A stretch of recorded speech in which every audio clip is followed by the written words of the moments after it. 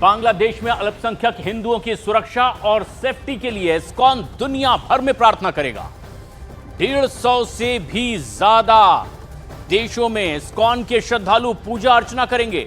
ढाका में इस्कॉन मंदिर के चिन्मय कृष्णदास को ढाका पुलिस ने गिरफ्तार कर लिया है और इसके विरोध में पूरी दुनिया में हिंदुओं में आक्रोश है। जब से बांग्लादेश में तख्ता पलट हुआ है तभी से बांग्लादेश में हिंदू निशाने पर हैं और लगातार हिंदू धर्म गुरुओं और धार्मिक स्थलों को निशाना बांग्लादेश में बनाया जा रहा है और उसके लिए पूरे दुनिया भर में प्रार्थना सभाएं की जाएंगी।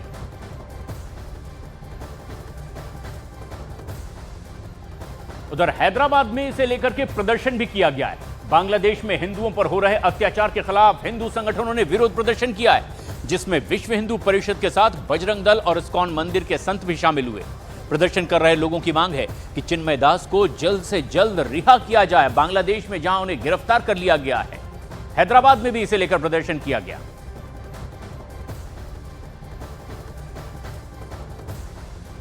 वो अमाउंट से पूरा बांग्लादेश को खाना खिलाया, इतना भी उनको वो ट्रस्टफुल नहीं है। अभी वो इस्कॉन को अरेस्ट करे, स्वामी जी को हम वो कड़ी टिप्पणी करते हैं, हम कंडेम करते हैं। जो जल्द से जल्द प्रभु जी को रिलीज करे और बांग्लादेश में जो भी हो रहा है, जो हिंदुओं पे अत्याचार हो रहा है, जो मारपीट हो रहा है, वो तुरंत बंद करे। जो भारत की तरफ से हमारा ये इंटेंशन है।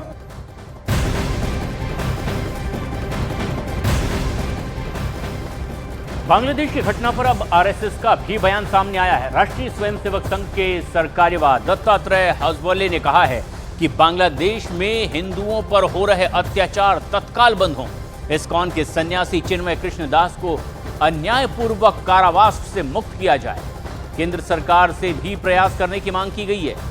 हजबोले ने अपने बयान में कहा कि बांग्लादेश में हो रहे अमानवीय अत्याचार अत्यंत चिंताजनक है। उन्होंने कहा है कि आरएसएस इसकी निंदा करता है।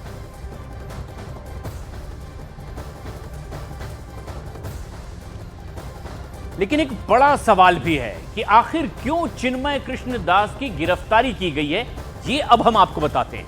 मामला 25 अक्टूबर का, जहां चटगांव में एक रैली की गई थी और सनातन जागरण मंच ने 8 मांग को लेकर यह रैली निकाली थी। रैली को चिन्मय कृष्णदास को संबोधित किया और कुछ लोगों ने आजादी स्तंभ पर भगवा झंडे लहराए। झंडे पर आमी सनातनी लिखा हुआ था और रैली के बाद बीएनपी नेता ने केस दर्ज करवा दिया। चिन्मय दास समेत 19 लोगों पर केस दर्ज कर दिया गया। देशद्रोह के आरोप में चिन्मय दास को गिरफ्तार कर लिया गया और उसके बाद चिन्मय दास के सचिव को भी गिरफ्तार कर लिया गया है।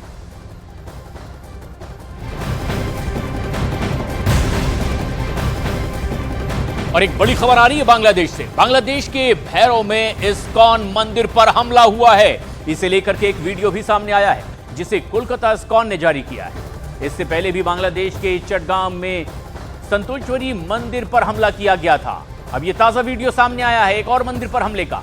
इस्कॉन सूत्रों के हवाले से खबर आई कि न सिर्फ चटगांव में संतोषेश्वरी मंदिर पर हमला हुआ, बल्कि पंथारघटा में भी हिंदू मंदिर पर हमला किया गया है, जिसकी तस्वीर इस तरह के सामने आने का दावा किया गया है। और ये 3 तस्वीर देखिए। इस्कॉन मंदिर में भैरव पर हमला हुआ, जहां की ये तस्वीर है। भैरव के इस्कॉन मंदिर में हमला हुआ। चटगांव में हिंदू मंदिर पर हमला किया गया था, जिसकी तस्वीर सामने आई थी और चिन्मय दास को गिरफ्तार किया गया है। बड़ी तादाद में लोग सड़क पर उतरकर प्रदर्शन कर रहे हैं, उनकी रिहाई की मांग की जा रही है। अन्यायपूर्वक उन्हें गिरफ्तार किया गया है, इस तरह की बात कही जा रही है। लेकिन एक के बाद एक हिंदू धार्मिक स्थलों पर हमले बांग्लादेश में बढ़ते चले जा रहे हैं और अब चिन्मय दास की गिरफ्तारी को लेकर के भी देश और दुनिया में आक्रोश है। बांग्लादेश से उन्हें रिहा करने की मांग की जा रही है। एक के बाद एक कई बड़ी घटनाएं इसी तरह से बांग्लादेश से सामने आ रही है। वहां के अल्पसंख्यकों, हिंदू मंदिरों को निशाना बनाया जा रहा है, बल्कि वहां उनके समर्थक भी अब इस तकलीफ से अछूते नहीं है। चिन्मय दास को आखिरकार गिरफ्तार किया गया है, कि सचिव को गिरफ्तार कर लिया गया है। इससे पहले चटगांव में हिंदू मंदिर पर हमला किया गया था और एक और ताजा तस्वीर सामने आई है, जिसमें भैरव में इस्कॉन मंदिर पर हमला किया गया है। कोलकाता इस्कॉन मंदिर ने यह वीडियो जारी किया है जिसमें बताया गया है कि भैरव में इस्कॉन मंदिर पर हमला हुआ पूरी योजना के साथ।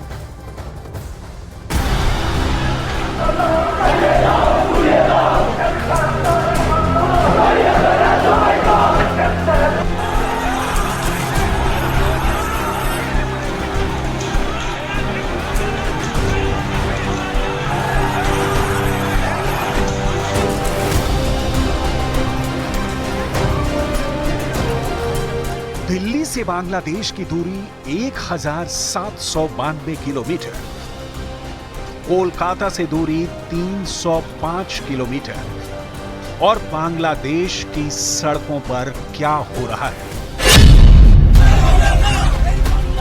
हिंदुओं की खाल उधेड़ने की बात हो रही है, लेकिन कट्टरपंथियों का जी इतने में कहां भरने वाला था। बांग्लादेश के कट्टरपंथी हिंदुओं को पूरी तरह से खत्म करना चाहते हैं।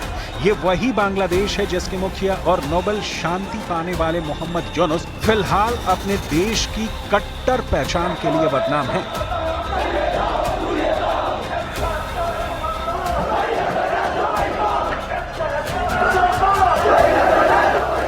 बांग्लादेश में हिंदुओं के मंदिरों को तोड़ने की बात हो रही है। सवाल उठता है कि क्या वो पाकिस्तान के इशारे पर काम कर रहे हैं? क्या वो बांग्लादेश की कट्टर नेता खालिदा जिया के इशारे पर काम कर रहे हैं, या वो खुद ही कट्टर हैं और शांति का चोला ओढ़े हुए हैं? ओह, ये वीडियो काश मोहम्मद यूनुस ने देखा होता।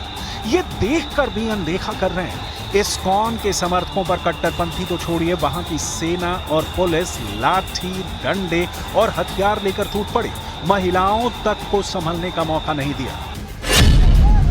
बांग्लादेश में इसी साल बाढ़ से हालात बेकाबू हो गए थे। खाने पीने का संकट पैदा हुआ तो इस्कॉन के संतों ने मदद की, लेकिन अब उसी इस्कॉन के संतों को जेल में डाल दिया गया। उनकी गिरफ्तारी का विरोध करने पर उनके समर्थकों पर अत्याचार किया गया।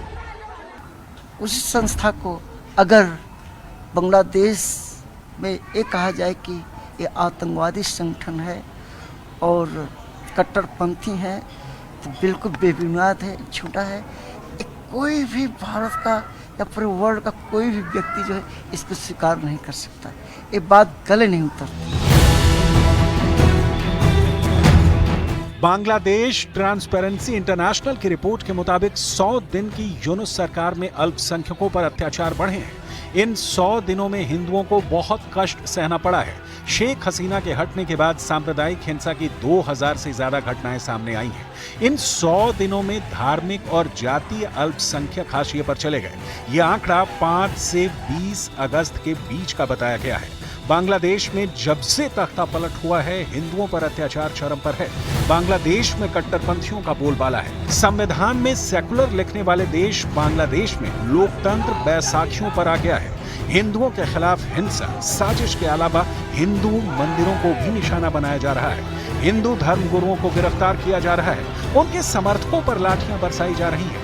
बांग्लादेश यूं तो भारत का पड़ोसी है, लेकिन पाकिस्तान की तरह कट्टरता और आतंक के रास्ते पर चलकर अपने साम्राज्य की फिराक में है।